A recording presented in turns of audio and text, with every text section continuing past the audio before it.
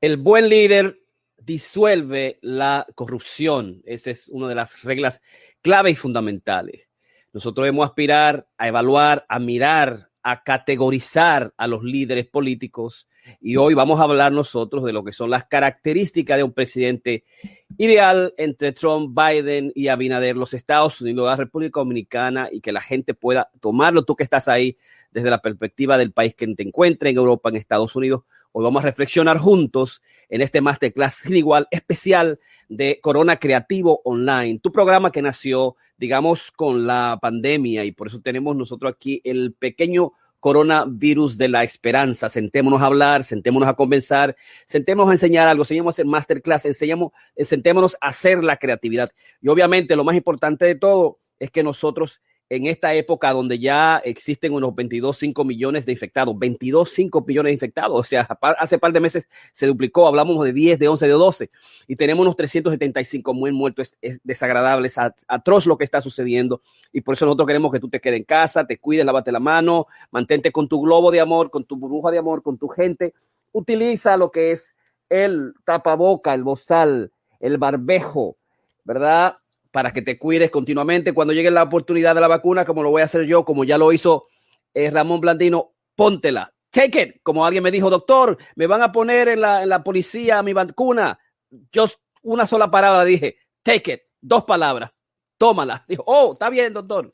Así que ya tú sabes, estamos aquí con Ramón Blandino, Karina Rieke, y hoy vamos a dialogar. La dinámica va a ser siempre distinta. Ramón comienza, continúa Karina, y luego terminamos. Yo termino. Psicopolítica, las características de un presidente ideal entre Trump, Biden y Abinader. Ramón Blandino, ¿cómo te encuentras? ¿Cómo estás? Muy bien, una semana más y una semana menos para el presidente actual.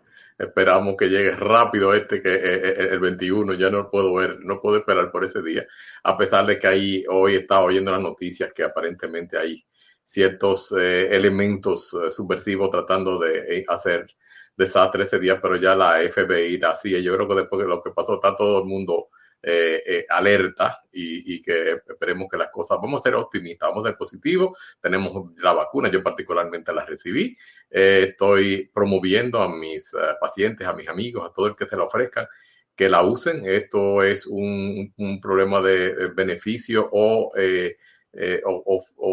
daño, y realmente yo creo que el costo del beneficio es aún mayor. Pero qué bueno que están con nosotros, muy buenas noches y bienvenidos. Así es, poeta Karina Rieke, ¿cómo te encuentras? ¿Cómo estás?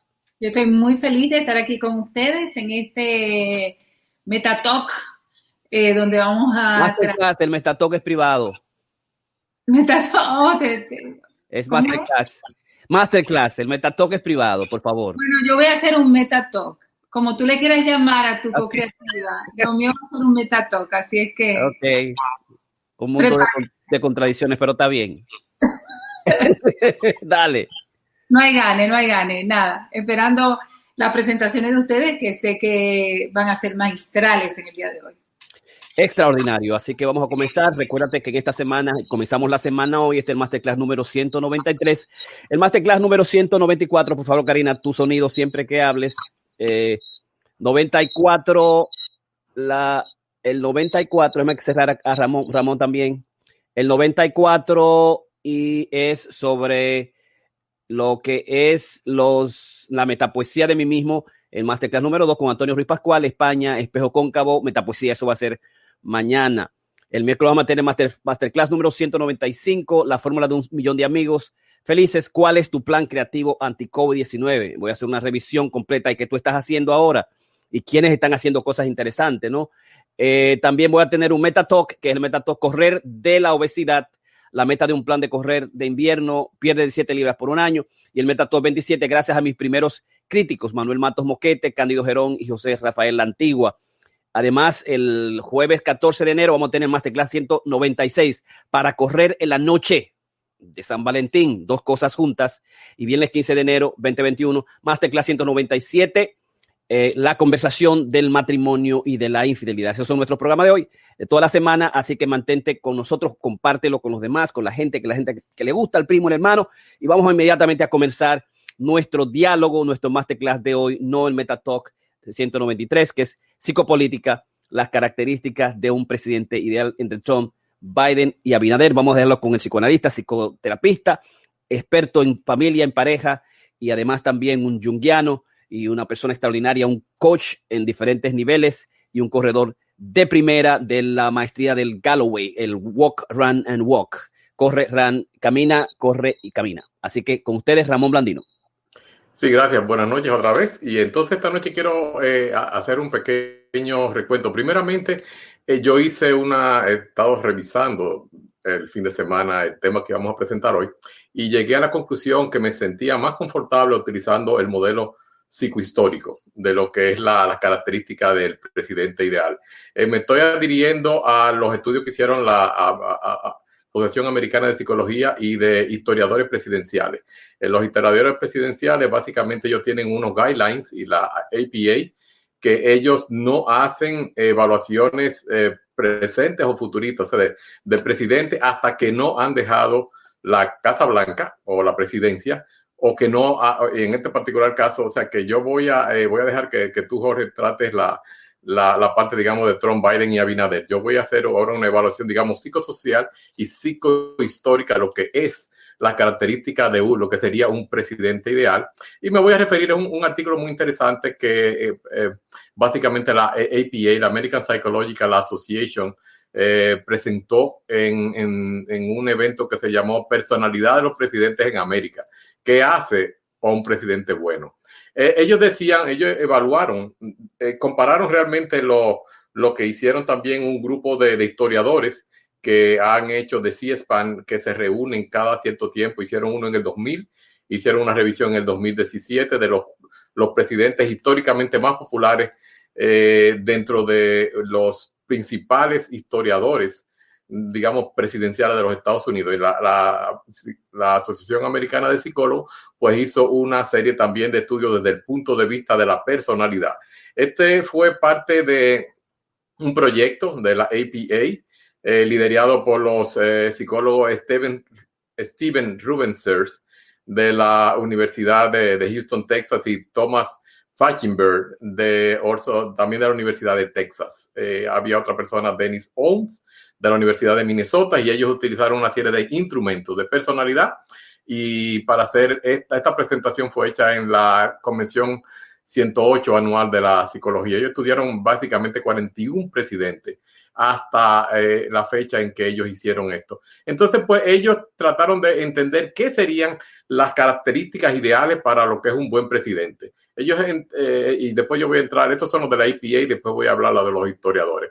Las investigaciones que ellos encontraron es que los presidentes tienen que ser, lo que hace muy grande un presidente, que tiene que ser terco y desagradable en cierto sentido, disagreeable, que tiene que ser esto más que, porque realmente lo que ellos tienen que ser más son extrovertidos, abiertos a la experiencia, asertivos, tienen que estar buscando el éxito, tienen que estar excitados acerca de lo que quieren lograr, tienen que tener una gran capacidad de fantasía, de poder proyectar en el futuro qué quieren hacer, tienen que tener una gran capacidad de sentimiento, de acción, de ideas y de valores. Muchas de estas cosas no necesariamente son las características que fueron encontradas. Estas son las que supuestamente se prefieren. En algunos casos se ha visto que los problemas más grandes que tienen los presidentes históricamente en ese estudio es que no son directos, no, there is no straightforwardness,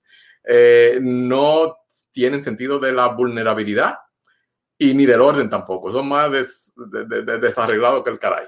Ellos básicamente dicen que para que un presidente sea exitoso, según esto, tienen que presentar características como, por ejemplo, la que presentó Roosevelt, o que era básicamente, a pesar de que era extremadamente, no era organizado, ni tampoco lo era Lincoln. Lincoln aparentemente era bastante desorganizado.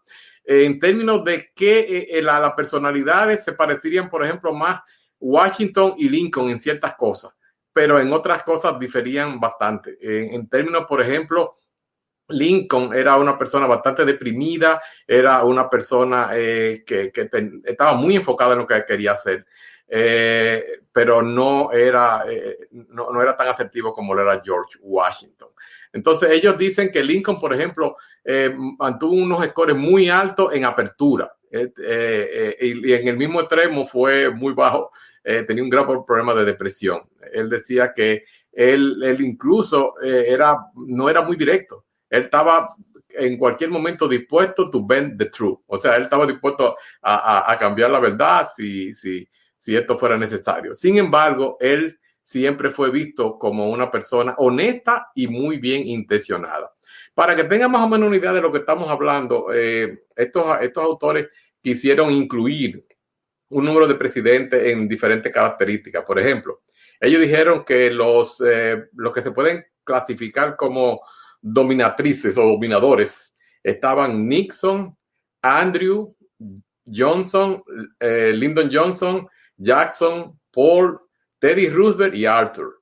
Los introvertidos, John Quincy Adams, Nixon, Hoover, Coolidge, Buchanan, Wilson y Benjamin Harrison. Los que eran nice guys eran Hayes, Taylor, Eisenhower, Fillmore, Cleveland, Ford y Washington. Los inocentes, Taft, Harding, Grant. Los actores, Ronald Reagan, Harding, William Henry Harrison, Bill Clinton y Franklin Pierce. Los maintainers, o sea, los que estaban tratando de mantenerse siempre como en el status quo, McKinley, Bush, Ford y Truman. Los filósofos, Garfield, Lincoln, Jefferson, Madison, Carter y Hayes. Los extrovertidos, claro, ahí no podían faltar. Franklin Delano Roosevelt, John Fitzgerald Kennedy, Bill Clinton, Theodore Roosevelt, Reagan, William Harrison, Harding, Jackson y of course también teníamos a Lyndon B. Johnson. Estos eran los extrovertidos.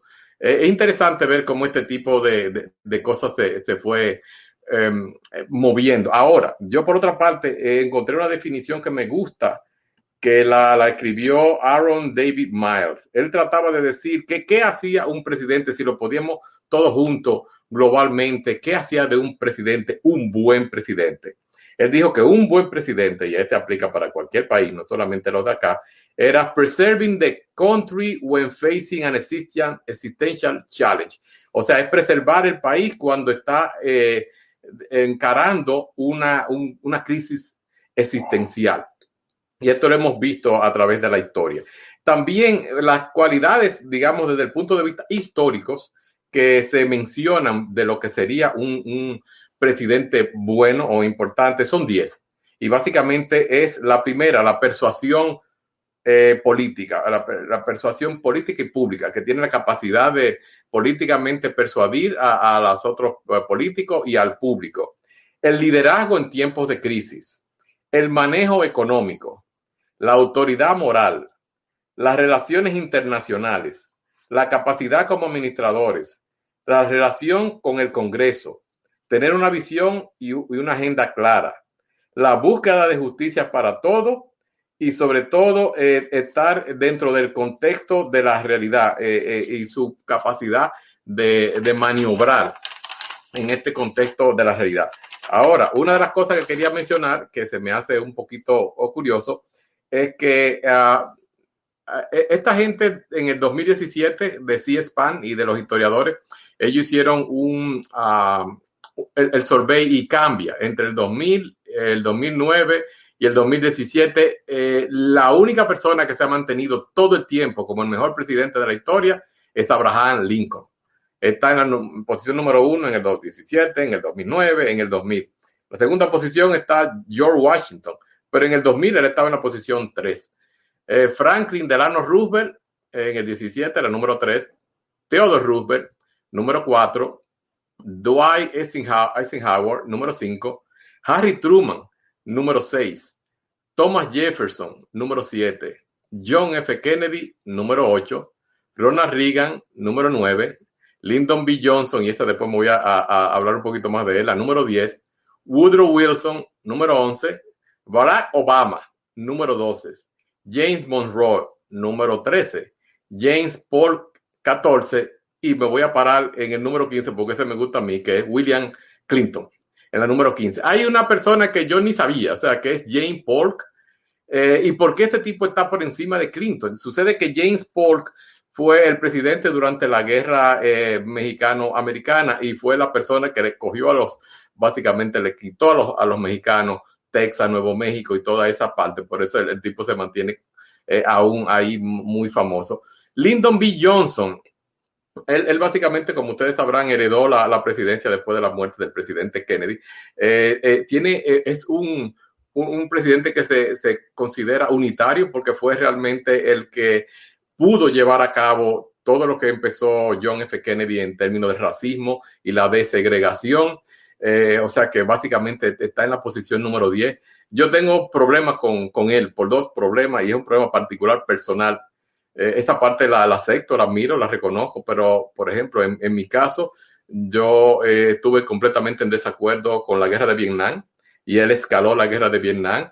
Y lo que es peor, yo viví la revolución de la República Dominicana en el 65 y él utilizó la República Dominicana como el punto para donde que el batallón pienso que era la 72 de infantería, fueran a practicar tiro al blanco con los dominicanitos que estaban de loco viejo ahí, o estábamos en la ciudad colonial.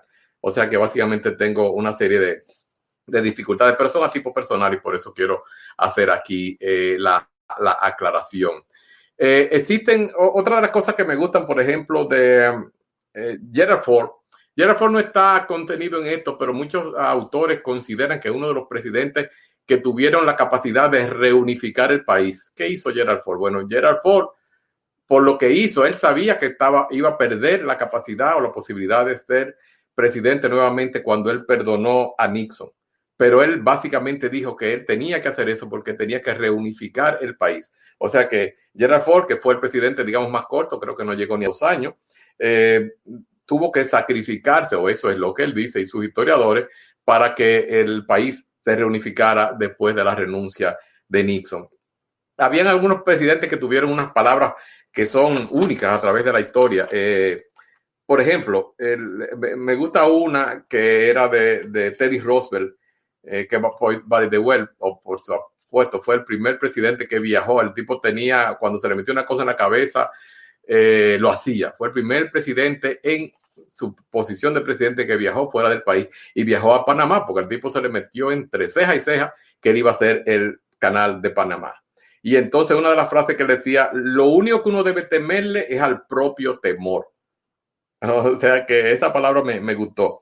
Hay otras palabras, otras frases que me gustan. Por ejemplo, a mí Reagan no me gustaba, pero hay una frase que me gusta que él dijo, Mr. Gorbachev, tear down this wall. Cuando él le dijo al presidente Gorbachev de la Unión Soviética que derrumbara la muralla de Berlín, el muro que dividía a Berlín.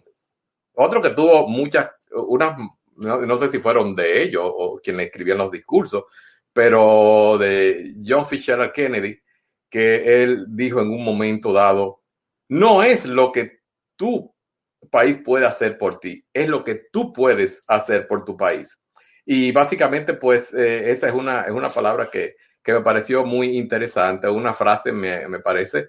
Él también cuando le estaban dando candela porque él quería llegar a la luna primero que los rusos, y la gente decía, no, es que esto es dificilísimo, esto es malísimo, no le vamos a poder ganar. Ya los rusos pusieron el primer hombre en órbita y él dijo, nosotros no estamos haciendo esto porque sea fácil, lo estamos haciendo precisamente porque es difícil. We choose to go to the moon, no because it's easy, but because it's hard. Y así lo hizo. Otros autores, por ejemplo, Doris Kearns Goodwin, ella señaló 6 traits o 6 tipos esenciales que un presidente debe tener. Entonces, ella dijo, por ejemplo, que estas cualidades que debería tener un presidente es primeramente la capacidad de empatía. O sea, los presidentes tienen que ser capaces de ponerse en los zapatos del otro, no solamente de los otros políticos, sino de la sociedad en general. Y esto es algo muy, muy importante. Ella señala que el presidente Johnson fue capaz de cambiar la sociedad civil y el acto de los derechos de la libertad porque él tuvo la empatía de seguir lo que había iniciado el Kennedy presidente y el Kennedy ministro de Justicia en términos de la apertura. La resiliencia, básicamente, que es la capacidad de que cuando hay momentos bien difíciles, uno pueda sobrellevarse y ser capaz de movilizar toda la fuerza. Los grandes, exponentes de esto fueron Abraham Lincoln y Franklin Delano Roosevelt. La comunicación. La capacidad de comunicación es algo que es clave, porque los líderes, si no son capaces de comunicarse, entonces pues van a tener muchos problemas. La autora decía que, por ejemplo, muchos de estos presidentes, como por ejemplo Abraham Lincoln, Teddy Roosevelt, Franklin Delano Roosevelt, John F. Kennedy y Ronald Reagan, con esas palabras que ellos tuvieron, fueron capaces de movilizar, digamos, la sociedad. La apertura, la capacidad de apertura. Básicamente los presidentes tienen que ser capaces de escuchar a su gente y entender los diferentes puntos de vista, incluyendo de las personas que están en la oposición. En esto básicamente ella señala solamente dos grandes, que fueron Abraham Lincoln y Franklin Delano Roosevelt. Impulse control, la capacidad del control de impulso que algunas personas es cuando uno tiene la capacidad en momentos históricos de morderse la lengua y hacer lo que tienen que hacer por el bien común. Y realmente esto estamos viendo ahí. Capacidad de relajarse. Muchos de los presidentes aquí siempre están muy tensos y no tienen eso. Ella decía que básicamente los mejores ejemplos de personas que podían alejarse de la Casa Blanca y relajarse eran Abraham Lincoln y Roosevelt. Entonces, ¿qué estamos nosotros tratando de presentar esta noche? Lo que estamos tratando es de que entender que desde el punto de vista psicológico e histórico existen puntos de convergencia y de divergencia en términos de lo que es o puede y debe ser un buen presidente. Como le mencioné antes, yo no quería entrar en detalles de el presidente actual, porque como estoy adhiriendo a ese modelo, digamos, psicohistórico de no evaluar el trabajo de los presidentes hasta que ellos no hayan salido, en este caso de Trump y Abinader, y Biden, que no aún ni siquiera ha entrado. Pero sí, hay una de las cosas que estoy pensando, es que estos presidentes, el que está, el saliente, el entrante y el dominicano, tienen algunas de estas características que yo mencioné, pero hay otras realmente que ellos tienen ciertas dificultades. Y una de las cosas que siempre me he dicho, las personas que no estudian la historia están condenados a repetir los errores del pasado.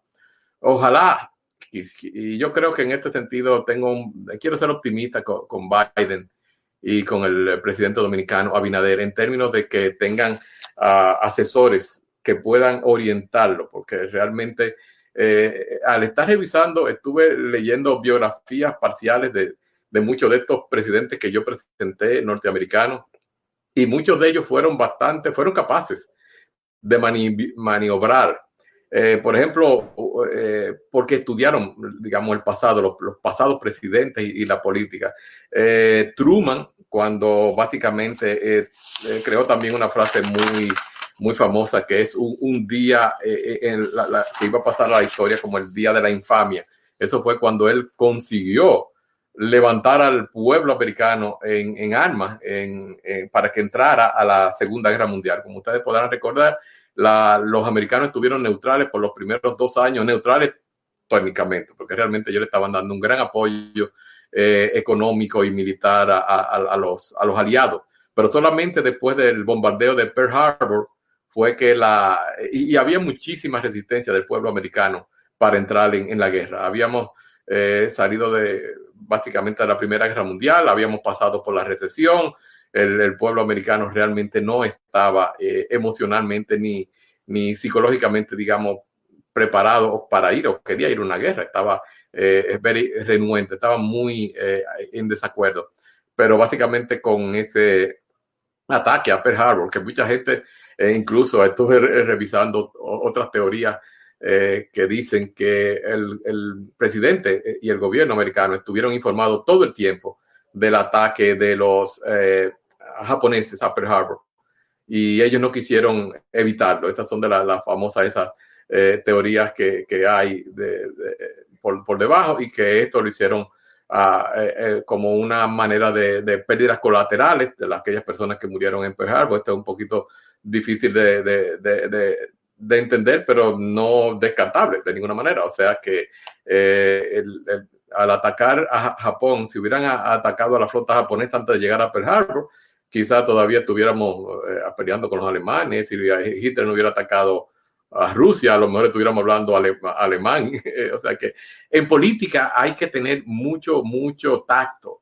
Y estas son las características que yo estuve, básicamente las 10, digamos, características que los buenos presidentes deberían tener.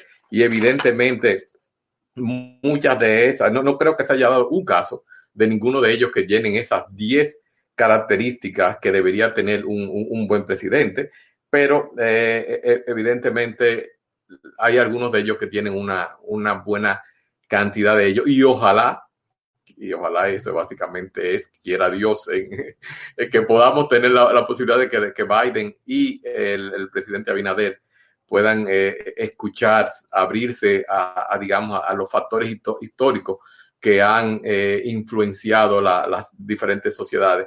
Yo me quise básicamente concentrar en la parte norteamericana histórica, porque cuando empecé a leer, a revisar la historia dominicana, eso es un arroz con mango desde el 1844 que se creó la República hasta la fecha, que eso no tiene madre. Y yo digo, mira, me meto aquí y no sé si voy a poder salir, me voy a enchivar. O sea que eso lo podemos quizás dejar para otro. Todavía es una historia en desarrollo en términos de las personalidades.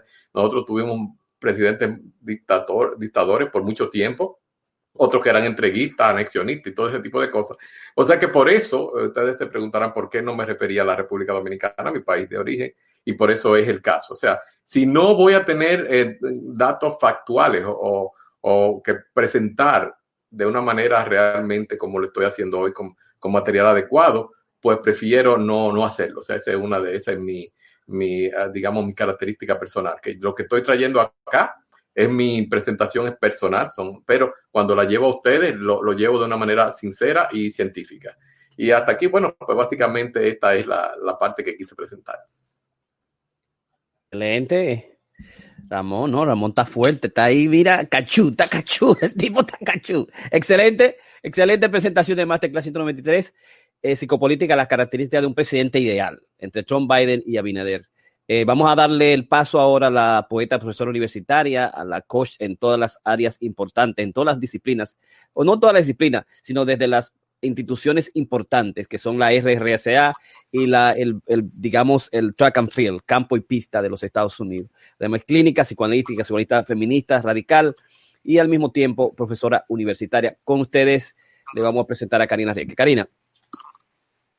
Gracias, Jorge. Yo estoy contenta. Muy buena presentación, Ramón. Me quito el gorro.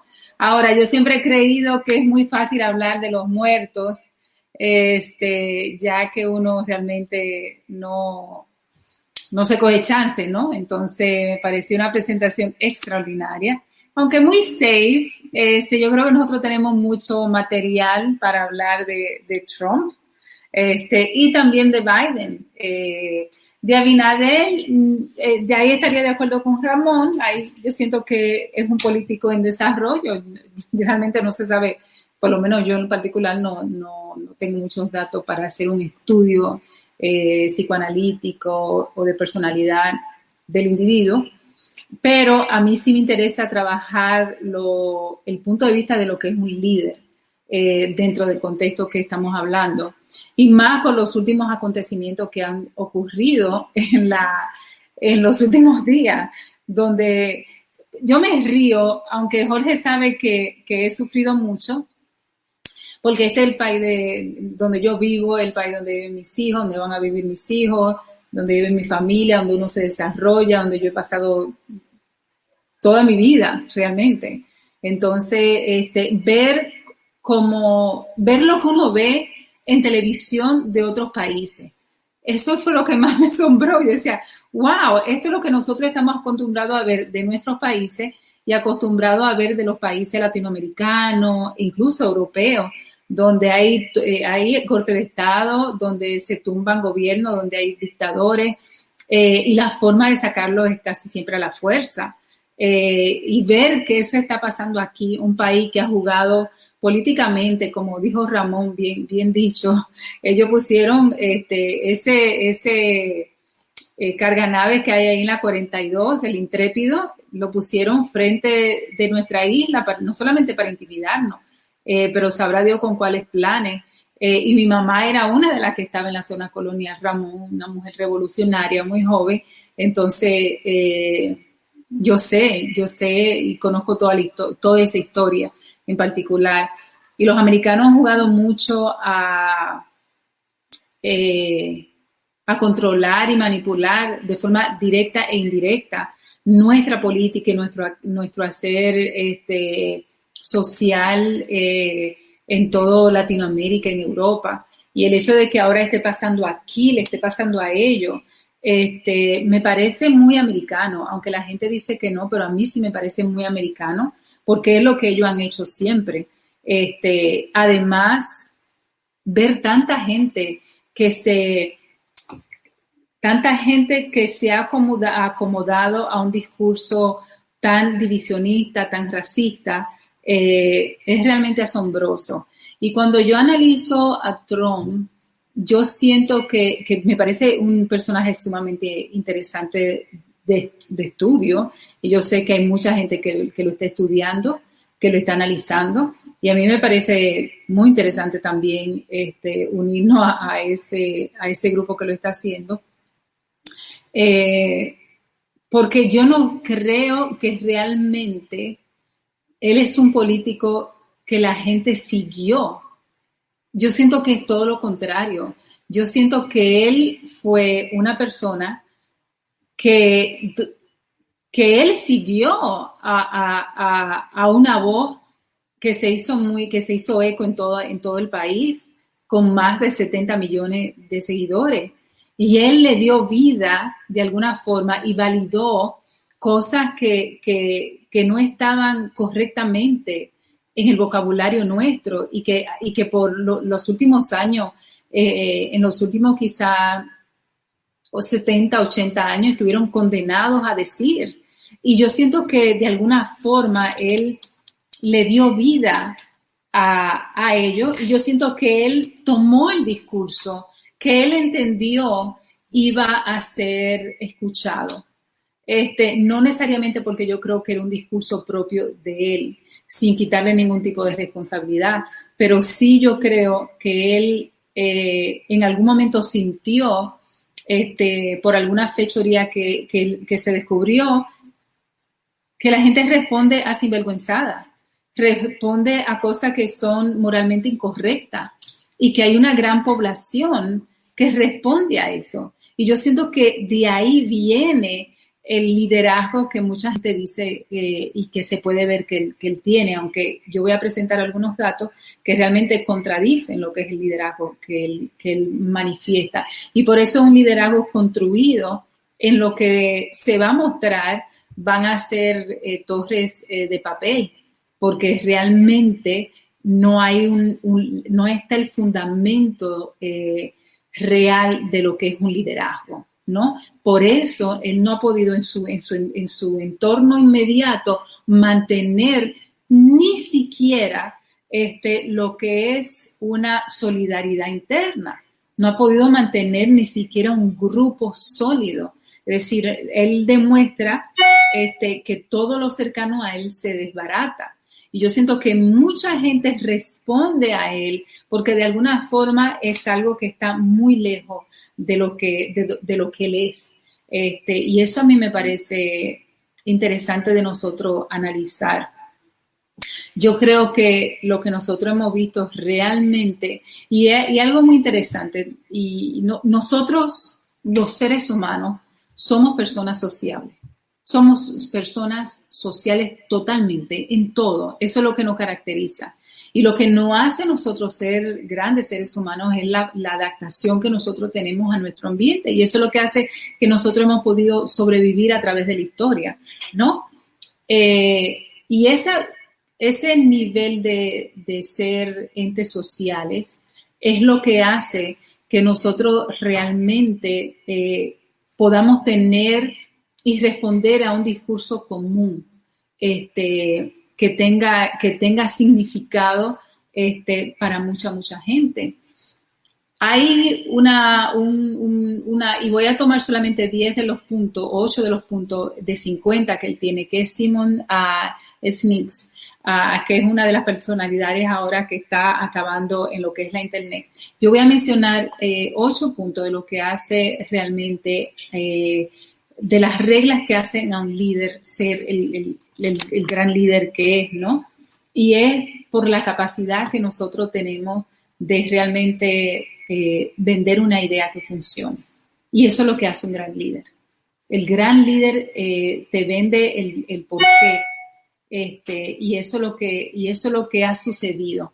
Y yo puedo entender porque hay muchas personas que se han confundido en este liderazgo que yo digo que está construido en Twitter. Es un liderazgo realmente falso. No es un liderazgo realmente de un líder o de un político honesto y serio. Pero entiendo por qué mucha gente ha podido malinterpretar ese liderazgo y esa voz.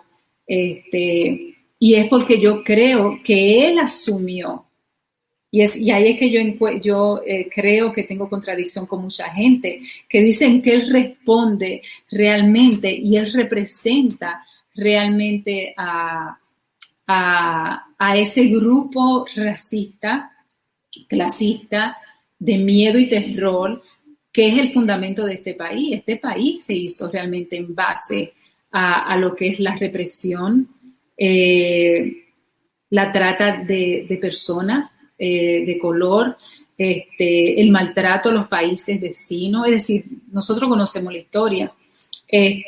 Ahora, yo lo que creo que él realmente tomó un discurso que ni siquiera es de él.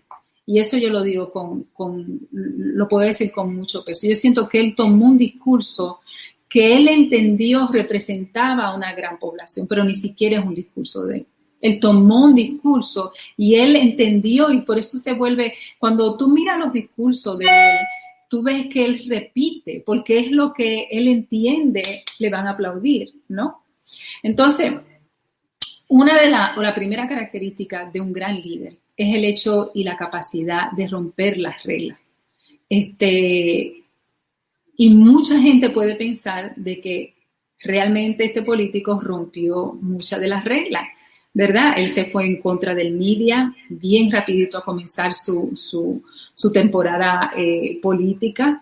Y mucha gente pudo entender eso de alguna forma como un liderazgo, y un liderazgo que, claro, yo mantengo que es totalmente falso y que no es auténtico de él. Pero el hecho, y un gran líder, lo que tiene la gran capacidad es de romper las reglas, irse más allá. Nosotros conocemos el gran líder nuestro, Martin Luther King, y eso fue lo que él hizo. Él comenzó a hablar de lo que era realmente la necesidad de una gran población que estaba siendo discriminada, que estaba siendo abusada, que estaba siendo linchada. Y él trajo una propuesta negra, una propuesta nueva, que ni siquiera, como dicen mucho y se ríe la gente, ni siquiera fue un programa de acción. Fue un sueño, I have a dream, ¿verdad?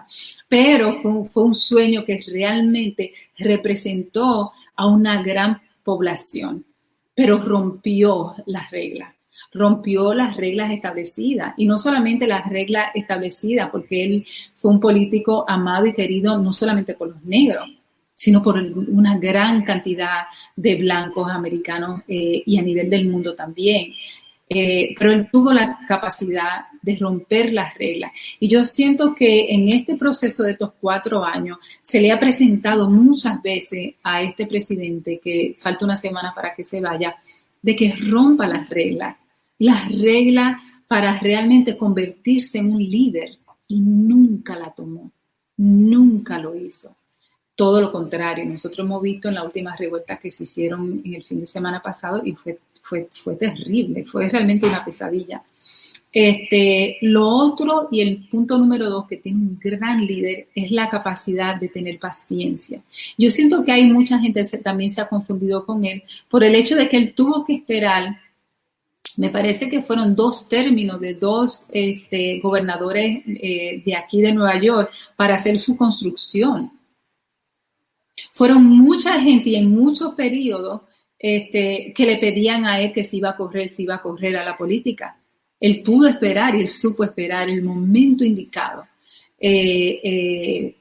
Y eso me parece que demostró paciencia. Ahora, ¿por qué yo siento que es una paciencia falsa? ¿Y por qué creo que es un liderazgo creado realmente en un Twitter? ¿Por qué? Porque en efecto, en su accionar, en su cotidianidad, lo último que demostró es tener paciencia, ¿no? Entonces eso, pero yo puedo entender por qué muchas personas pueden proyectar en él un liderazgo que yo categorizo como falso. Lo otro que tiene realmente el gran líder, el punto número 3, es realmente que pueden y tienen la capacidad de entrenar su mente. De entrenar su mente ahora. Yo también creo que él tuvo la capacidad de entrenar su mente, ya que él buscó, es decir, él encontró, robó un discurso, lo hizo de él y ahí vinieron muchos seguidores, ¿no? Y yo siento que esos 70 y pico de seguidores se deben a eso. Pero realmente vuelvo y pongo, es realmente un discurso falso. El discurso de realmente de entrenar tu mente. Es un discurso falso de romper las reglas, que no lo hizo, el número 1, el número 2, de tener paciencia, aunque pudimos nosotros ver, cualquiera diría, yo recuerdo a Jorge al principio, decía, no, el tipo tiene paciencia. Yo recuerdo a Jorge que se leía todos los libros. Yo recuerdo que yo, el Apprentice, yo lo veía con fascinación porque me encantaba ese mundo que es muy lejano a mi mundo y me parecía extraordinario en los juegos que se hacían y ver cómo la gente respondía a esto. Y también se podría demostrar que en el proceso era una persona con paciencia, era una persona, ¿no? Y si tú ves lo que él esperó para poder llegar a su candidatura, lo que él esperó incluso para hacer sus construcciones, que Jorge lo ha mencionado anteriormente, él esperó décadas para hacer y eso estaba la 59 y Riverside estaba totalmente un hoyo lo que era ahí. Y él esperó el momento preciso, no se desesperó. Entonces, yo puedo entender por qué mucha gente puede interpretar eso como un liderazgo, el que yo vuelvo y defino como un liderazgo realmente de Twitter, falso, incluso cerrado ahora. Lo otro que tiene un gran líder es el hecho de coger responsabilidad por sus acciones. Y yo siento que si algo nosotros hemos podido ver en estos últimos 4 años es la poca capacidad o la incapacidad realmente de tomar ningún tipo de responsabilidad whatsoever, ningún tipo de responsabilidad. Y por eso yo siento que realmente es un líder falso y es un líder realmente que no corresponde, porque Ramón dijo algo muy lindo al final de su presentación. El líder realmente responde a la necesidad de un pueblo, ¿no? Le responde realmente y tiene que tener esa identificación con la necesidad de toda una nación, ¿no? Entonces, el hecho de que no puede en ningún momento tomar responsabilidad, y es como yo el otro día me preguntaba algo con mis hijos, digo yo, wow, si mis hijos hicieran algo malo, yo estaría ahí, yo lo defendería. ¿Cómo sería ese proceso? Eso era hace como 3 días. Yo voy a estar ahí, yo soy la mamá, yo lo crié, yo tengo que tener responsabilidad, yo tengo que ser la responsable al final de sus actos, ¿no? Yo soy la que siembra, el papá y yo somos los que sembramos lo que es eso. Entonces yo siento que un liderazgo tiene realmente que tomar responsabilidad por las acciones malas o buenas que se desarrollan dentro de ese liderazgo y dentro de esa comunidad y de esa nación. Entonces, ya vemos que no pudo romper las reglas que se le crearon, respondió malamente y maliciosamente a voces que ni siquiera era de él, mala y racista. Y hay un estudio que se hiciera donde dicen que nosotros somos personas tan sociables, los seres humanos, ¿no? Que esa es la condición y la identificación de quiénes somos nosotros, que si tú pones una gente buena entre un grupo de malos, esa gente buena va a terminar siendo cosas malas. Porque nosotros somos gente que realmente nos dejamos influenciar y respondemos a lo que es un grupo, a lo que están con nosotros. Y de igual forma, si tú pones una gente muy, muy mala y la pones en un grupo de buenos, esa persona, por ende, va a terminar haciendo cosas buenas. Así de significante es lo que significa realmente el grupo. Y por eso es tan importante que nosotros, como dice el punto número 4, coger accountability de lo que hace tu nación, de lo que hace tu pueblo, que nosotros vimos en el fin de semana. Y claro, él no podía responder diferente porque él fue el creador, ¿no? de eso que nosotros pudimos ver ahí.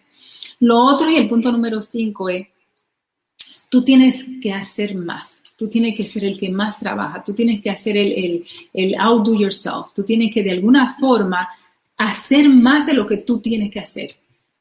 Tienes que ser el más trabajador. Y nosotros también pudimos ver que esta persona tiene un liderazgo falso, ya que en ninguna de las acciones él pudo retarse ni siquiera a sí mismo en lo que son sus deberes como presidente, con una nación y responder realmente. Y eso realmente lo vimos muy claro con lo que es el COVID y el desarrollo que ya va a tener un año de esta realmente pandemia que ha cambiado la vida de todos nosotros. El punto número 6, realmente tú tienes que tener y low your deck, como dicen en inglés. Y eso quiere decir, tú te tienes que rellenar, empacar, porque tú no sabes cómo venga la tormenta y tú vas a tener un bote. Entonces tú tienes el deck, tú tienes que llenarlo lo más que tú puedas y estar preparado.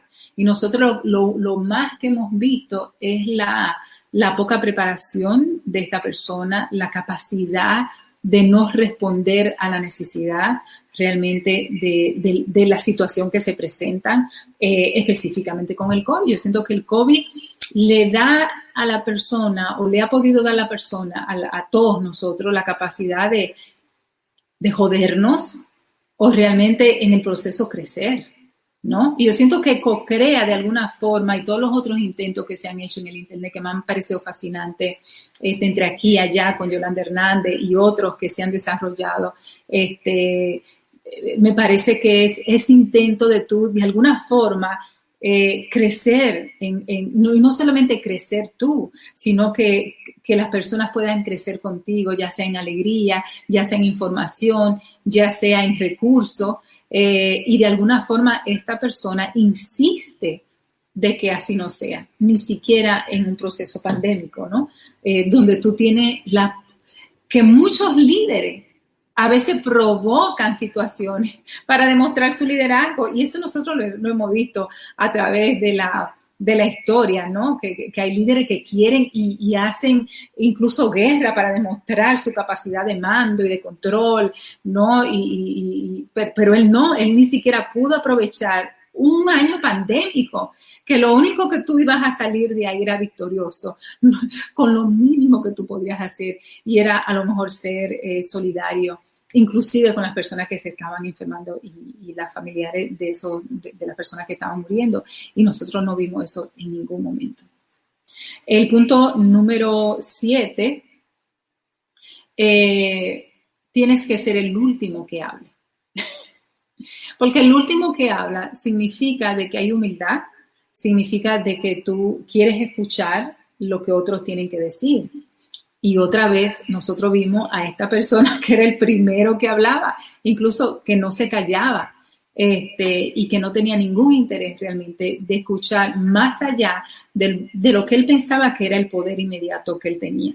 Y yo siento que se le han presentado tanta oportunidad de representar no solamente esos 70 y pico millones que votaron por él, pero a la otra parte también, ya que yo realmente no creo que esos 70 y pico de millones realmente eran o puedan ser gente totalmente igual y semejanza a lo que él es.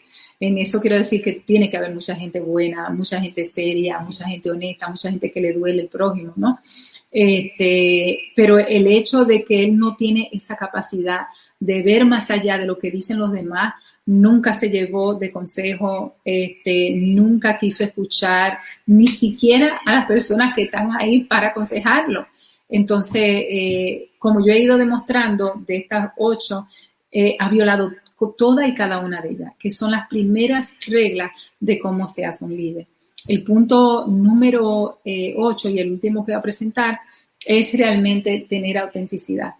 Y yo siento que en el momento que esta persona comenzó a correr, demostró no tener autenticidad, porque no fue con un discurso. Y como yo digo, yo siento que él cogió un discurso que él entendió era poderoso. Él entendió que ese discurso lo iba a llevar a él al poder, porque sabía que es un discurso que se reprime, porque es abusador, porque es racista, es un discurso que da vergüenza, y él lo único que ha hecho es validar lo que son la idea de odio con la idea de división, y que en el fondo son ideas que en el fondo lo que traen es mucho, mucho temor, porque en el momento que yo tengo miedo, y a Ramón dijo ese quote, me encanta, que a lo único que tú debes de temerle es al miedo mismo, porque realmente lo que hay es mucha demostración de mucho, mucho miedo. Es decir, miedo al cambio, miedo a lo que yo, diferente latina, puedo traer, miedo a socializarnos. Y lo único que se ha demostrado que cuando hay comunidades que no quieren esa socialización, que no quieren esa integridad, terminan muriendo. Los Amish, por ejemplo, sabemos que son una comunidad que no quieren socializarse, no quieren crecer con la nueva demanda de la sociedad y el mundo, y lo que se están haciendo es desintegrándose y enfermándose entre sí. Lo que le iba a pasar realmente a los alemanes. Y es porque vas a tener una raza tan pura que realmente de pureza se va a desintegrar y se va a morir y se va a enfermar. Entonces, en el final, lo que hay es mucho, mucho miedo. A mí ese grupo no me da rabia, ese grupo a mí no me da miedo. Ese grupo lo que me da es mucha, mucha pena. Porque si algo refleja es la gran ignorancia que tienen, no solamente en su acción de vida, pero realmente en su corazón. Y eso sí me parece terrible. Yo siento que un gran líder responde realmente a la necesidad de toda una nación, no de un grupo que realmente te pueda llevar a ganar el poder. Lo que nosotros estamos viendo me parece histórico. Yo siento que es histórico y es vergonzoso. Es vergonzoso que yo tenga que utilizar, y yo espero que sí se haga algo. Yo sí creo que se debe de hacer algo, no solamente a él, que se saque vergonzosamente, que no se deje correr, pero se tiene que hacer algo con todas esas otras personas, muchos republicanos que decidieron quedarse callados.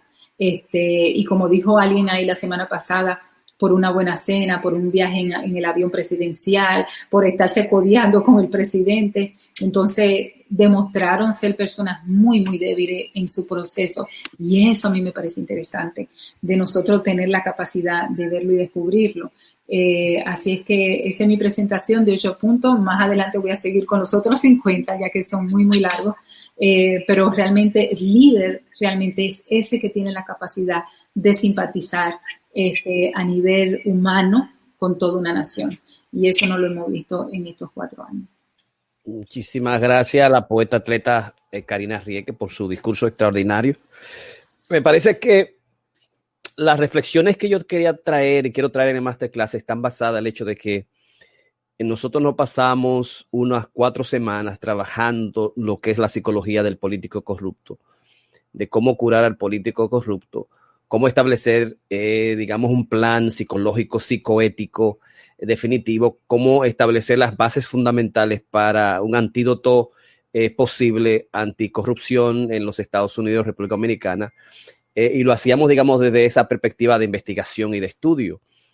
Y descubrimos y en particular en el plan psicoético que establecí, que el antídoto número 1, incluso nosotros hablamos de lobotomía, de pena de muerte, de, digamos, cambiar la dimensión imaginaria en el sujeto, establecer la dimensión del héroe. Bregamos con la psicología del mal, con toda la dimensión de la psicopatología. Hicimos un estudio profundo del sujeto que de alguna manera ya estaba y se había aprovechado del Estado y que había robado el Estado y lo que significaba para cada uno de nosotros en términos de ser, digamos, de buscar la felicidad individual del sujeto, del otro, ¿no? Y el antídoto número 1 fue: el buen líder disuelve la corrupción. O sea que yo pienso que, y entonces nos propusimos nosotros, ¿por qué entonces en consecuencia saber cuáles son las características de ese buen líder, cuáles son las características de ese buen presidente, ¿no? ¿Cuáles son las características de ese presidente, digamos, ideal? Y cuando hablamos, por ejemplo, el caso de Trump, de Biden y de Abinader, y lo situamos en esa dimensión, y cuando se ha hecho un estudio de los principales presidentes americanos utilizando la psicohistoria, como lo estableció Ramón Blandino, se hace a partir de aquellos presidentes, cuáles fueron esas características que hicieron a esos presidentes, a los principales, a los 15 que estableció Blandino, a los 5 mejores, incluyendo a Obama. ¿Por qué Obama fue efectivo? ¿Por qué Clinton fue efectivo? ¿Por qué Kennedy fue efectivo? ¿Por qué Lincoln tuvo las mejores puntuaciones? ¿Y cuáles son esas características fundamentales que historiadores académicos y que el estudio de encuesta del CESPAN estableció para decirnos: estos tipos en el pasado fueron efectivos en estas diferentes áreas y tuvieron estas características fundamentales? Entonces, para nosotros es importante, digamos, saber eso, porque uno de los aspectos claves y fundamentales que está establecido por la psicología, digamos, las ciencias del comportamiento, por la ciencia psicológica y psiquiátrica, en sentido general, el primer elemento es que el pasado predice el futuro.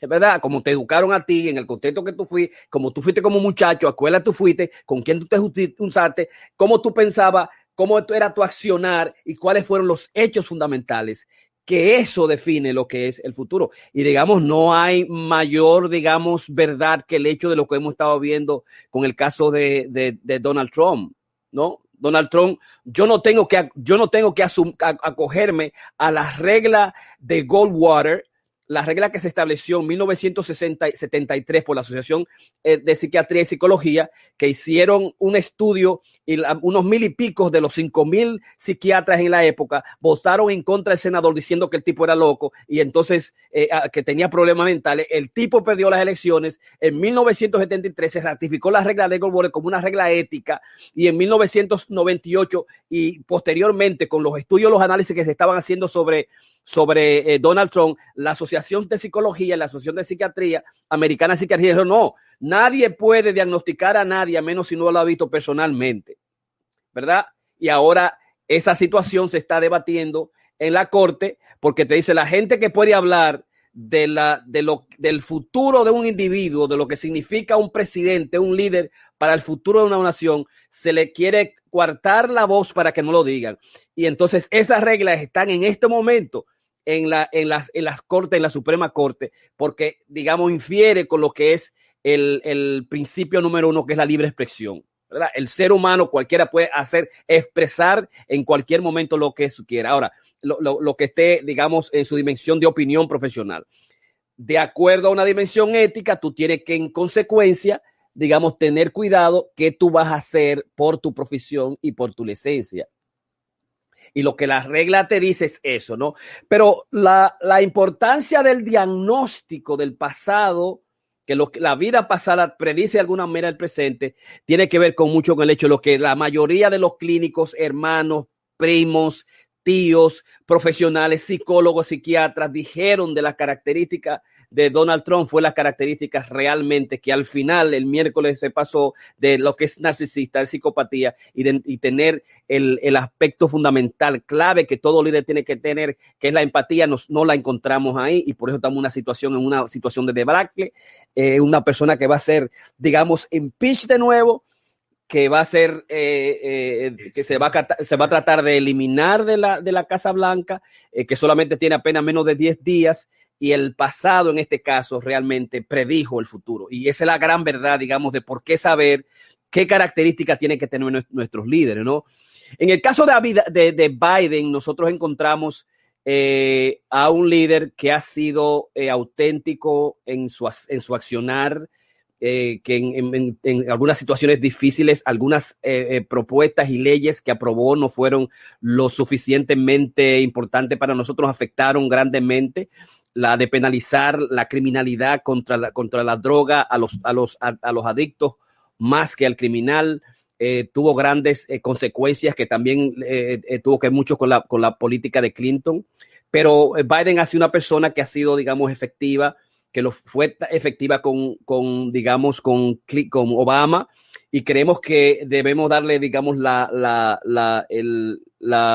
aceptación necesaria para que haga el mejor gobierno en esta época difícil de cambio, de coronavirus, de problemas, digamos, económicos a todos los niveles. Yo pienso que el situar a Biden entre Trump y Biden, nosotros no queremos que jamás Biden, y sabemos que no lo tenemos, y él mismo lo ha dicho, yo ojalá y se presionaba, yo no soy jamás el opuesto, ni quiero tener las características que tiene Biden. En cuanto a Abinader, todo lo contrario. O sea, pienso a Abinader, debemos darle, incluso salió una encuesta recientemente donde Abinader es uno de los presidentes con mayor incidencia a nivel de América, ¿no? Una encuesta reciente que salió, déjame ver si está por aquí, y salió de que Abinader junto con otro presidente tenía una buena puntuación al comenzar su carrera. Abinader es el segundo presidente con mejor aprobación de América. El presidente de la República Dominicana, Luis Abinader, se ha considerado el segundo presidente más aprobado del continente americano, según el ranking que realiza la empresa Real Time Data Corporation. Abinader aparece como segundo en la lista de un 90% de aprobación, solo detrás del presidente de Salvador, Nayib Bukele, quien tiene un 96% de aceptación entre los ciudadanos de su país. El presidente dominicano resultó ganador en las elecciones del 5 de julio, obteniendo 53.00% de los votos y una ventaja de 16 puntos sobre Gonzalo Castillo, quien admitió su derrota con 37.36%. No, ese es Abinader y tiene una buena salida, una buena acogida. Y nosotros queremos que nuestro país, digamos, progrese, que digamos, la Procuraduría Especial que estableció, que haga el papel necesario para establecer la justicia, como uno de los puntos fundamentales que Ramón estableció de que deben tener, digamos, los presidentes para ser realmente efectivos. Y esos puntos que hacen, digamos, a los primeros, yo voy a decir, a los primeros 10 presidentes realmente de los estados efectivos, los Estados Unidos: Abraham Lincoln, George Washington, Franklin Roosevelt, Theodore Roosevelt, Eisenhower, Truman, Jefferson, Kennedy, Reagan, Johnson, Wilson y Obama hasta Clinton. Esos puntos yo pienso que son los aspectos importantes y Ramón lo estableció, pero dentro de ellos está, digamos, el liderazgo en la crisis que está haciendo Abinader en República Dominicana con la crisis de justicia, con la crisis de corrupción, que va a hacer, digamos, Biden en los Estados Unidos con la crisis de la pandemia, con la crisis económica y con el problema, digamos, de lo que ha sucedido con el expresidente. O sea, que el presidente ideal, si tiene esas características, esas de persuasión política de las cuales habló Ramón, de la autoridad moral, digamos, la capacidad de establecer una agenda fundamental y darle seguimiento a esa agenda, desempeñarse en general de acuerdo al contexto clave en que le toca vivir, y además también una gestión económica, son importantes tenerla en cualquier país donde se encuentre, ¿no? Y entonces por eso, digamos, era importante establecer el presidente ideal, la importancia que tiene para nosotros y para la República Dominicana. O sea, el buen líder disuelve la corrupción. Y en segundo lugar, hay otro aspecto que me gustaría también establecer, y es que el papel de un líder es servir bien a la gente. Ese es el papel fundamental. Dice Freud que el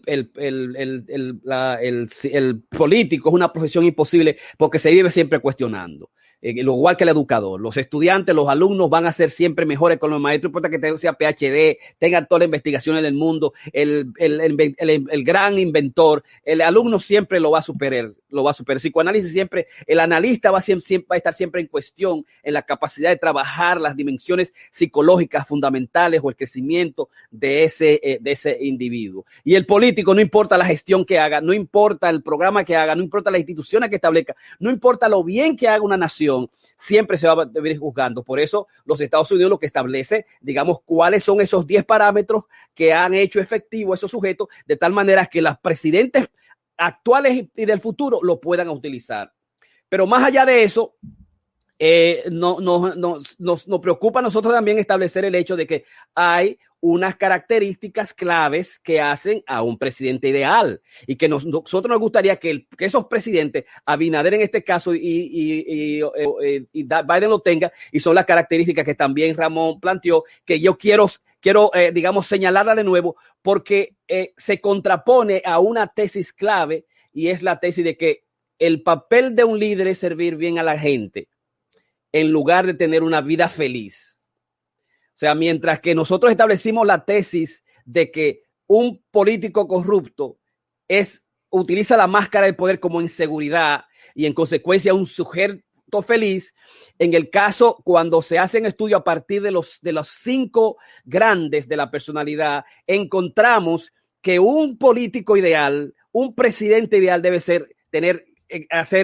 digamos, establecer puntos altos en apertura de la nueva experiencia, puntos altos en la responsabilidad y la escrupulosidad, puntos altos en la extroversión, un tipo social, un tipo que está abierto a las circunstancias particulares, pero que el hecho, digamos, de que estos sujetos no son amables, que estos son distanciables y que tienen la capacidad de la manipulación o que tienen la capacidad de la frialdad, y que son una de las 9 características que yo establecí en el masterclass de lo que un sujeto se ve y se debe considerar como que son las características de un sujeto que está buscando el poder, y que nosotros confirmamos que esas características son importantes y que nosotros confirmamos que esas características la tienen estos sujetos que están buscando el poder y que sin los cuales nos consideramos nosotros político. Y estas características rápidamente son lamentablemente deficientes en empatía, mentir cuando conviene a sus propósitos, controlar o dominar a otros, dispuesto a iniciar la violencia, orientar a otros a emprender la violencia en su nombre,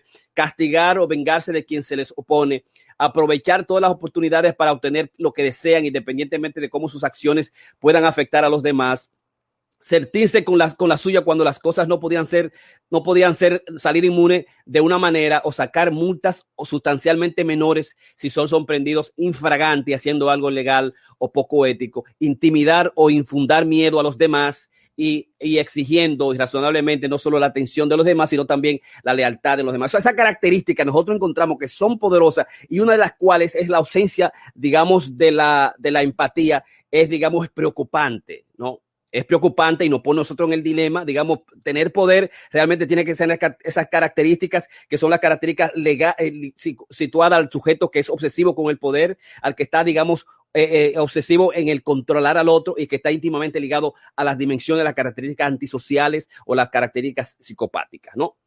Pero ¿qué encontramos nosotros? Entonces, que el político, lo único que debemos nosotros exigirle es que pueda servirle al pueblo, pero que no necesariamente es infeliz, porque se encontró, por ejemplo, que la característica de neuroticismo, la característica de estabilidad de los presidentes estudiados, de los mejores en puntuación, no importó si los tipos eran inestables o si eran neuróticos o no, en este caso no psicópatas. Muchos de los psicópatas tienen puntuaciones muy, muy bajas, no están ni en los primeros lugares, fueron sujetos locos psicóticos que no procesaron y que no hicieron una programación, y que muchos tampoco, digamos, de alguna manera repitieron sus términos, ¿no? Entonces, no se le exige al presidente que sea feliz, sino que haga feliz y que haga un buen servicio a la ciudadanía, a la comunidad. Ese es el elemento, digamos, clave que yo quería, digamos, confirmar con los trastornos de personalidad, de los puntos de personalidad número 5, ¿no? El otro aspecto es situarlo desde la perspectiva ya filosófica, ¿no? Y de la dimensión de lo que es la característica del filósofo, de la perspectiva de Aristóteles, de la función visto por Byung-Chul Han, el político surcoreano, que lo deja establecido en la sociedad del cansancio de una manera, digamos, fundamental. Y Chul Han dice que por ejemplo, las 3 formas de vida libre son la de la vida que se consagra en disfrutar las cosas bellas. Esa es la primera vida libre. La vida que produce acciones bellas en la polis. La vida contemplativa que investiga lo que nunca cesa, lo que es permanente, que parece que se mantiene en el ámbito de la belleza permanentemente, que son y cuando él dice establece lo bello, son las características como la cultura, los aspectos espirituales, las cosas que no tienen utilidad y las cosas que no se necesitan. Él establece Jules Han, que son las cuestiones de las bello. Y estas formas 3 libres están, él dice, la primera es la del poeta, la vida que se consagra a disfrute de las cosas bellas. La segunda es la del político, la vida que produce acciones bellas en la polis. La tercera es la del filósofo, que es la vida contemplativa que investiga lo que nunca perece, lo que se mantiene en el ámbito de la belleza permanente, ¿no? Entonces, un político, su función fundamental es esa, preservar la belleza en la polis, es decir, tener el agua, tener la luz, tener la salud, construirnos los grandes metros, construirnos las grandes corporaciones, hacer que la polis, que la ciudad sea lo mejor para todos nosotros. Y ahí, digamos, la gran problemática del político corrupto al que nosotros tenemos que ocultarlo, tenemos que irlo y que tenemos que cortarle la cabeza como a la hiedra serpiente de 8 cabezas y la 9 inmortal de Lerna, y como nosotros establecimos con todos los antídotos. Y si el antídoto número 1 es que el político sea, digamos, disuelve la corrupción, entonces tenemos que exigirle que ese político tenga las mejores características para que no haga realmente una polis bella, ¿no?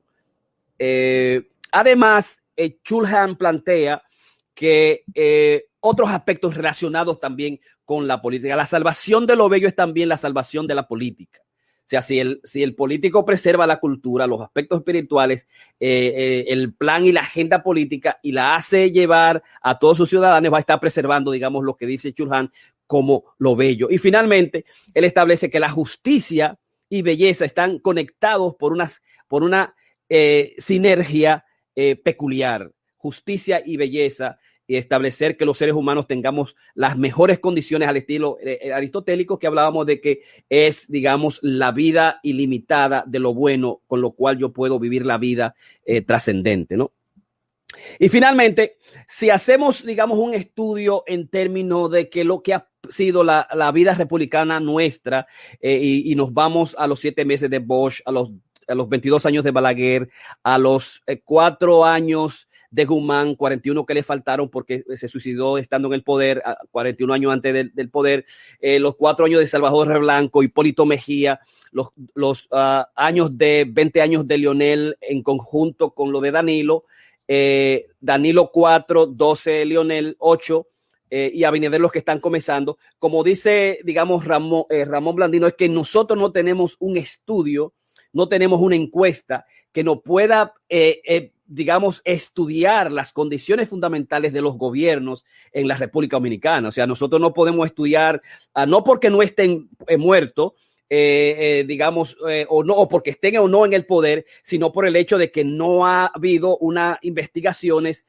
particulares de cómo fue realmente el gobierno de Salvador Jorge Blanco, de Guzmán, de Balaguer, de Hipólito, de Leonel, comparativamente y estudiado por asesores académicos distintos a los asesores del gobierno o del Estado o del poder o de universidades particulares que, digamos, están comprometidas políticamente con los mismos gobiernos, que no hay, como existe el CISPAN en los Estados Unidos, que hay un grupo académico de asesores, investigadores, estudiadores y clínicos que hacen un estudio de lo que funciona o no funciona y lo comparan a nivel, digamos, latinoamericano, a nivel nacional. Entonces nosotros no podemos encontrar eso. Por más que yo pude buscar qué se dice Hipólito Mejía, Leonel Fernández o Danilo o Guzmán, digamos, para hacer un estudio comparativo y un análisis, digamos, de cuáles son las condiciones ideales que le hicieron ser efectivo a cada uno de ellos, nosotros no encontramos eso. Entonces, por eso no podemos, digamos, absolutamente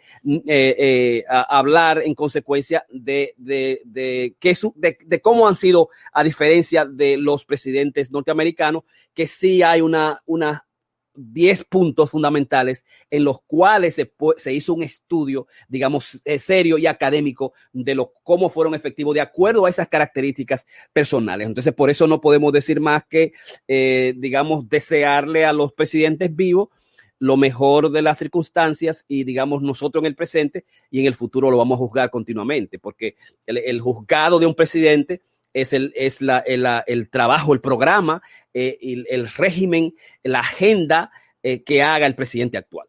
Si Abinader, digamos, hace un buen gobierno, yo pienso que continúa y tiene su segundo término, ese es, digamos, el mejor castigo a los partidos anteriores y a las gestiones anteriores. Y si hace un gobierno que pueda ser medido, digamos, académicamente, científicamente, de una manera comparativa y de una manera independiente, pues también nosotros lo vamos, digamos, a celebrar. Y finalmente, el hecho de que cuáles son entonces esas características fundamentales, si debemos elegir una, la más importante de la mayoría de los políticos, digamos, la característica clave que hace un político ideal, más allá de que sea extrovertido, de que sea abierto en apertura, digamos, de que sea responsable, escrupuloso, de que sea extrovertido, de que tenga una dimensión, que no importa la dimensión de amabilidad o de un neuroticismo. La más importante es que él se ponga en los zapatos del otro, ¿verdad? Que no importa que sea un millonario rico, que no importa de qué de estatus moral o académico venga, sino que simplemente se ponga en la posición del ciudadano, del ciudadano que sale a coger el tren, a sentarse el tren para ir al trabajar, lo que tiene que hacer con la familia para mantener el de la dominicana o el americano que se sienta ahí con el muchacho que está solo y que tiene los problemas, digamos, del coronavirus, que no tiene trabajo, que está desempleado, de los ancianos que se están muriendo en República Dominicana, en la Florida o en Nueva York, y el presidente que que sabe ponerse en los zapatos, que sabe curar el alma, que sabe curar el corazón de los demás, y que trae su programa y que hace funcionar su programa para que, como dice, digamos, Chulhan, digamos, lo que es establecer la bios política, la vida política, la vida del político es actuar en el sentido empático. Ese es el elemento, digamos, fundamental. Actuar en el sentido empático. La vida que produce acciones bellas en la polis. La vida que produce acciones en la polis, y actuar con el sentido empático es la condición más importante, digamos, del político, ¿no? Del político que llega a la gente, que llega a su comunidad y que plantea y que hace, digamos, llevar por las circunstancias fundamentales que el mismo poder establece, poner la empatía dentro de su plan personal, es lo que se considera, digamos, el presidente ideal. Ramón. Sí, gracias. Una de las cosas que me resultó curioso, aparte de las personas que mencioné antes, es que quizás es uno de los presidentes que está en una posición bastante alta. Pienso que está en la posición 33, y es John Quincy Adams, pero encontré que en una mantilla, en una de las chimeneas, en el mueble de la chimenea, hay una frase que él escribió a Abigail Adams, su esposa, donde decía: "None but honest and wise ever rule under this roof". Él decía que nadie, pero solamente hombres honestos y sabios deberían, y que de una manera honesta y sabia, rulo, o sea, gobiernen, deben estar debajo de ese techo. En ese entonces la Casa Blanca no se llamaba Casa Blanca, se llamaba la Casa del Presidente. Pero evidentemente esto es lo que está perdido. Esto es lo que cuando Sócrates buscaba un hombre honesto con su lámpara. Necesitamos hombres honestos y sabios, que están un poco escasos. Esperemos ahora que, digamos, Biden y Nader puedan esa sabiduría de años, no ancestral, pero por lo menos de muchos años, puedan mirar, leer, estudiar, y sus asesores, la historia, para no cometer los errores que han cometido muchos otros presidentes.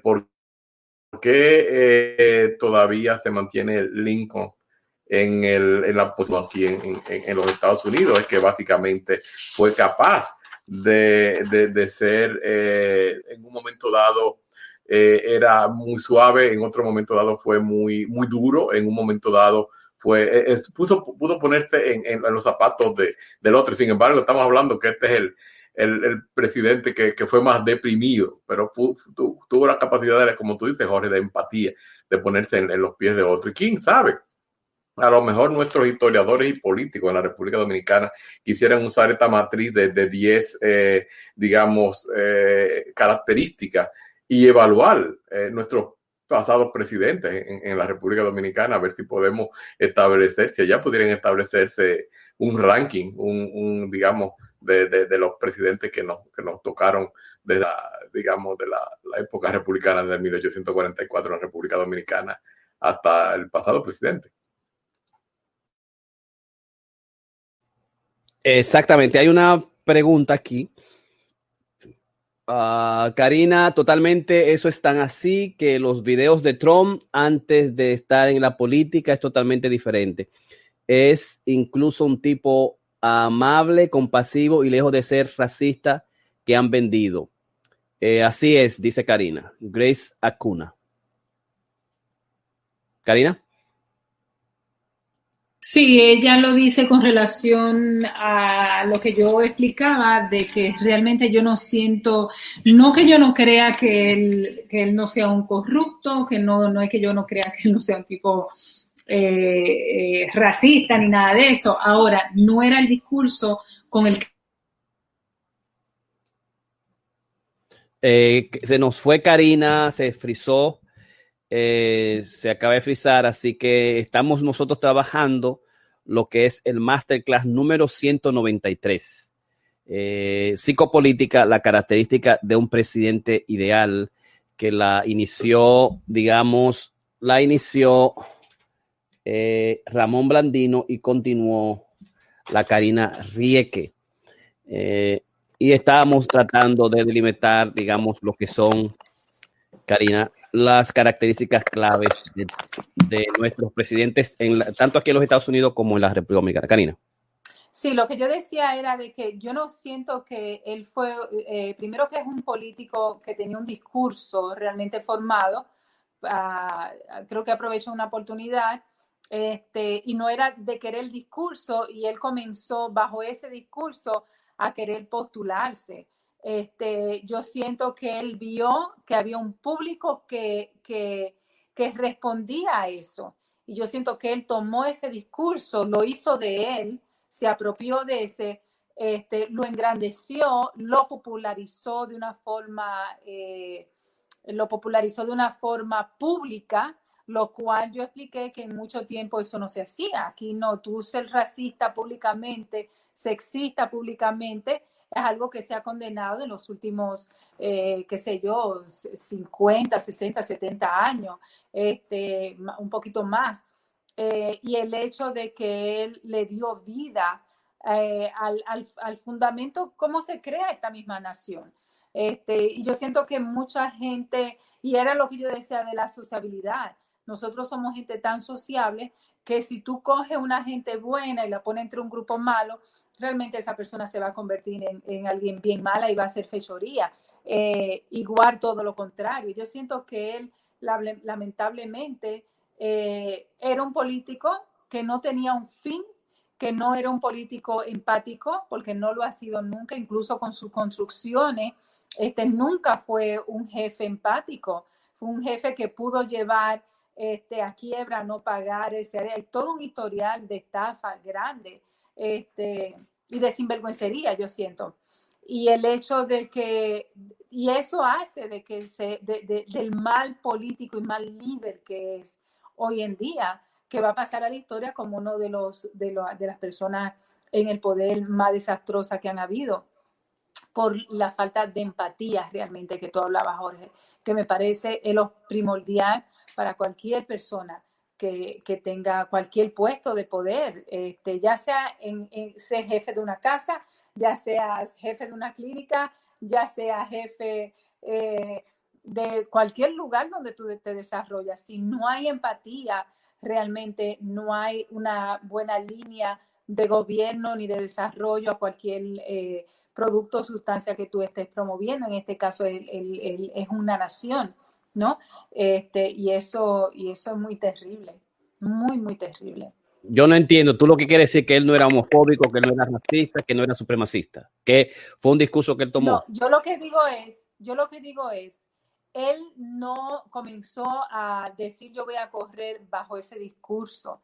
Yo creo que él encontró personas que respondían a eso y encontró un niche. Yo siento que él encontró un niche, no que no lo sea, no que no lo haya sido, pero yo realmente, si nosotros analizamos cómo él comenzó a jugar con la idea del poder. Realmente no comenzó a jugar a la idea de poder respondiendo a un grupo de supremacía blanca. ¿Entiende? Yo siento que él tomó un discurso de supremacía blanca, así de fake. Yo siento que es este individuo. Yo siento que él encontró un discurso de supremacía, él lo adoptó, él vio que tenía un público que lo escuchaba, él desarrolló ese liderazgo falso del que yo hablo y se adueñó de todo un discurso de poder bajo lo que es el odio, de lo que es la división, de lo que es todo lo que nos avergüenza a nosotros como seres humanos. Yo siento que él realmente, y ahí es que yo siento de que él pudo haber sido un ángel en un proceso. Yo siento que todos nosotros tenemos posibilidad de ser ángeles en un momento indicado. Y yo siento que él decidió ser un buen diablo, porque quiso responder a una voz que realmente nadie respondía a esa voz. Nadie realmente venía a la política bajo un discurso racista claro y abierto. Él fue el único y yo siento que él lo adoptó de donde él vio que había una oportunidad de que les respondiera. Porque él no tiene forma de haber competido con otros políticos si no era con esa plataforma, porque no iba a ganar. ¿Entiendes? Entonces yo siento que él tuvo que añadirse a ese discurso que iba muy bien con su vida, pero yo no siento de que cuando él se promovía o pensaba en promoverse políticamente, no era bajo un discurso realmente de odio como él lo ha hecho hasta ahora. ¿Entiendes? No, eso no es cierto, él no lo había hecho. Yo conozco gente muy seria que comenzaron a apoyarlo. Yo siento que él sí se desarrolló así porque encontró realmente un público que iba a responder a ese discurso de odio que él mantuvo por 4 años. Sí, pero él comenzó su campaña de gobierno diciendo que con los mexicanos que son violadores, que no merecen estar aquí. Y, o sea, porque cuando él comenzó ese discurso ya él estaba muy bien establecido como un candidato, Jorge. Yo sí, hablo antes de eso. Pero, o sea, lo que tú me estás diciendo es que él, en el fondo, él no es racista, él no es supremacista, sino que hay un discurso que él le convino y lo utilizó hasta el final porque ese discurso era que lo iba a llevar a ser presidente. O sea, que en el fondo el tigre, a pesar de que el papá era un racista y que se demostró que se le llevó a la justicia, que él le daba las casas, no se las daba se lo daba a los negros. Cuando vino un negro, decía que no y se lo daba a los blancos, ¿verdad? Que se demostró eso realmente. Yo siento que él es más vividor y charlatán y encontró un niche de cómo aprovecharse de un discurso para seguir en una posición de aventajado y de aprovechador. Eso sí yo creo. ¿Qué tú dices, Ramón? Básicamente yo pienso que fue una hechura. Estaba buscando aquí cómo fue que a él le hicieron porque él fue una hechura. Nosotros vimos junto el documental uh, juntos lo vimos casualmente la historia de Trump y pudimos ver a través de la historia, pero él estuvo rodeado de una serie de consejeros que le hicieron un profile, un perfil en el cual básicamente él se pudo insertar, digamos, en ciertas áreas que tenían un gran descontento. Por ejemplo, él pudo aprovechar la parte, digamos, de las personas del medio del país, blancas, que se sentían desempoderadas, y básicamente también las iglesias evangélicas del sur y este tipo de cosas. ¿Y cómo se llamaba el fulano que era el advisor de él en términos de campaña política? El nombre lo estoy bloqueando. Bannon. Exacto, sí. Bueno, entonces básicamente esto fue una creación y podemos ver cómo lo fueron modelando para que el discurso de él, incluyendo cuando ¿qué fue lo que realmente lo llevó a Washington? Es que él decía que él iba a secar el pantano, el swamp. Él decía que eso lo iba a dry out, porque él no tenía compromiso político con nadie.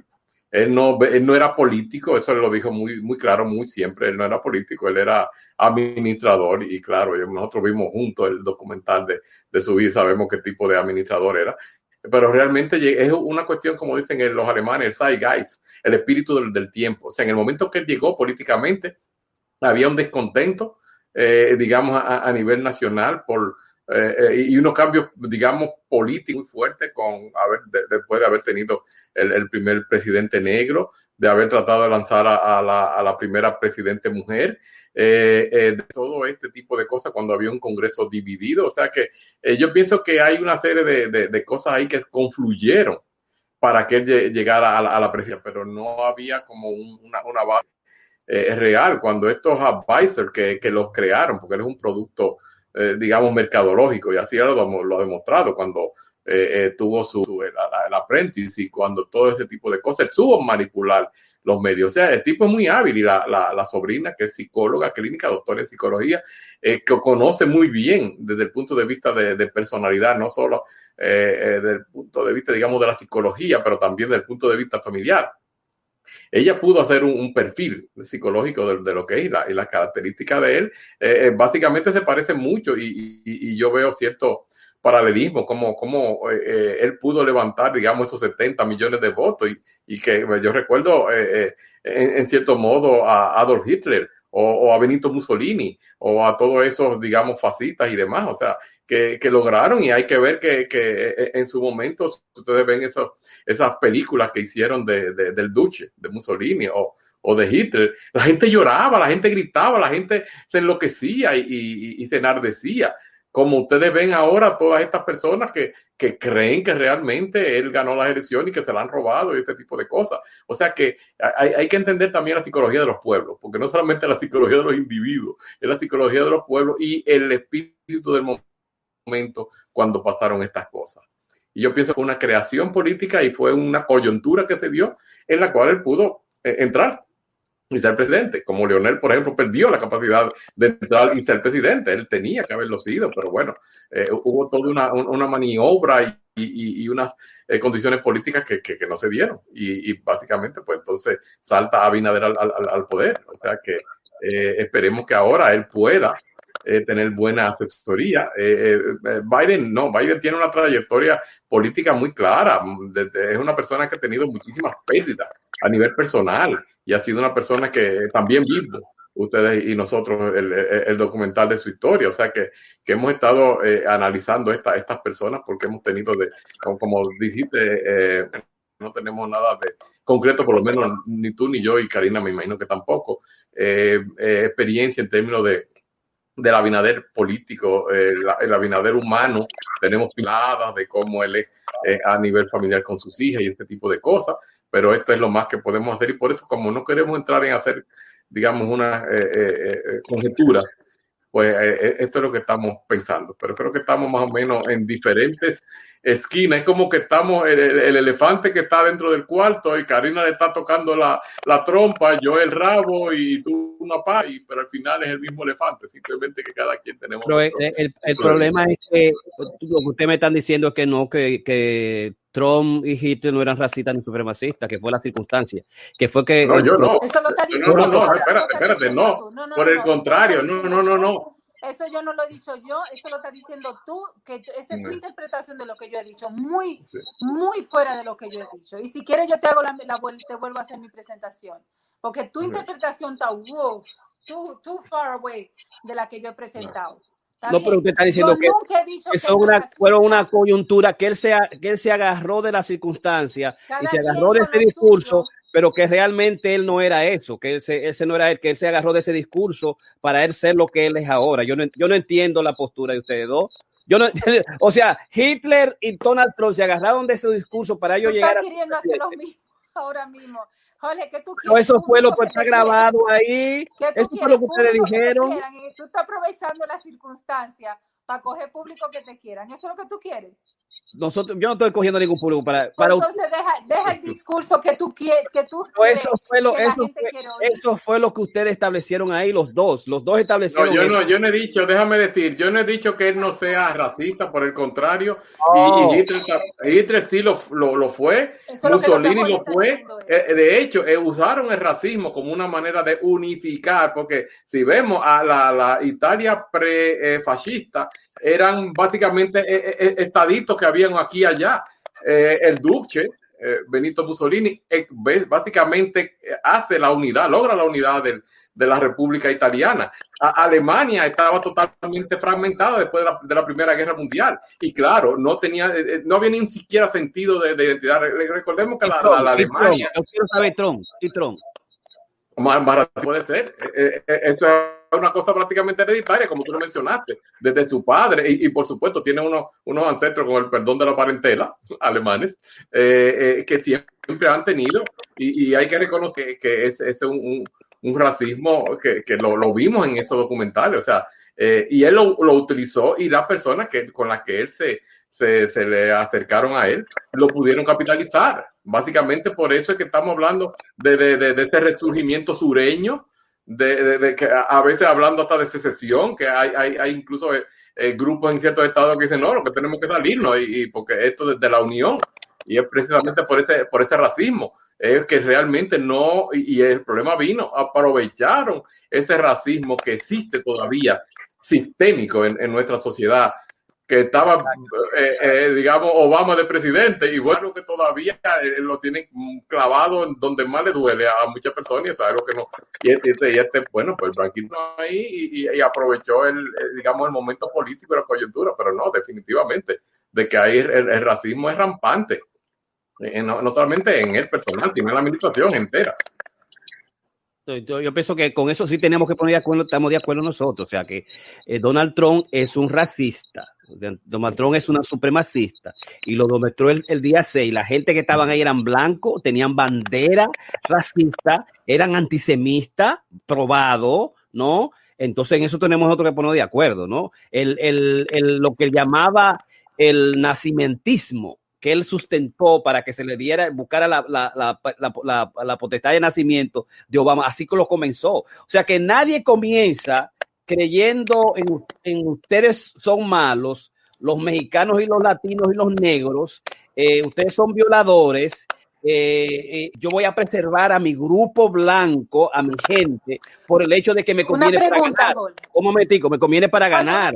Pero un momentico, me conviene para ganar. Pero espérate, déjame terminar la idea y después déjame terminar la idea y después tú me haces la pregunta. Pues yo siempre te dejo que terminar. O sea que de repente no es que el hombre del aprendiz de buenas a primeras va a utilizar la propaganda o un programa supremacista blanco, porque él no es así, sino para aprovechar las circunstancias del momento. No, espérate.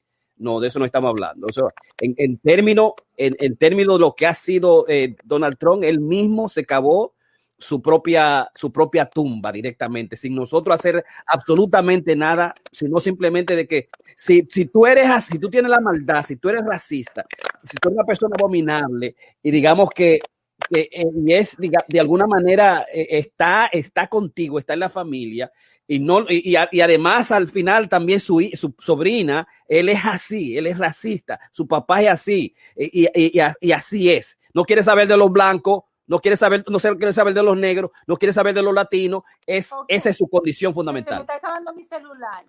Déjame decirte una pregunta clave. 15 años antes de que él corriera, 10 años antes de que él corriera, tú eras uno de los más grandes seguidores de Trump. So, no me venga tú a decir a mí, tú leías todos los libros, tú lo defendías, tú comprabas todos los libros, tú decías que era el entrepreneur más grande que había aquí, tú lo seguías en el show que él tenía de televisión.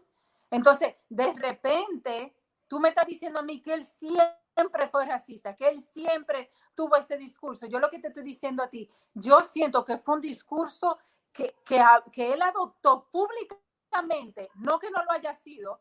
Tú estás poniendo cosas que yo nunca he dicho en mi boca. Yo no he dicho que él nunca lo ha sido. Yo te dije que él lo asumió abiertamente, públicamente, porque él entendió de que él iba a tener un público que lo iba a apoyar, iba a votar por él bajo ese discurso racista.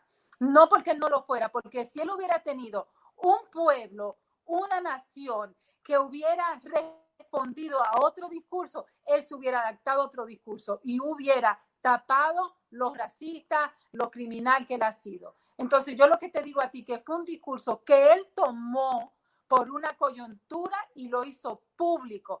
Eso es lo que yo estoy diciendo. Y se aprovechó de ese discurso y lo hizo público. Iba a tener público que iba a votar por si en algún momento que ese discurso que iba a tener seguir, como él lo tuvo masivamente, él no lo hubiera asumido públicamente. Eso es lo que yo estoy diciendo y es muy diferente a lo que tú crees que yo estoy diciendo. Así que pon tu chocolate bien claro, porque yo hablo bien claro, Jorge. Yo no sé por qué. Yo no sé, no se está escuchando bien, pero yo no sé por qué ella cambia el cosa. Yo no sé por qué ella está hablando así, tomando lo personal, si estamos haciendo una discusión, digamos, teórica y clínica. No es personal. O sea, no se está escuchando, no se te está escuchando. No se te está escuchando, no se te está escuchando. No se te está escuchando, entra de nuevo, no se está escuchando. Se apagó. Yo pienso que, ok, ahí está. Mira a ver si es el mismo. Hello. Yo no te estoy boicoteando nada, mira, yo no te estoy poniendo nada a tu micrófono. ¿Aló? Yo creo que eres tú que me estás boicoteando. Pero yo no te estoy boicoteando, mira, yo estoy aquí en lo mío, yo no pongo la mano a nada.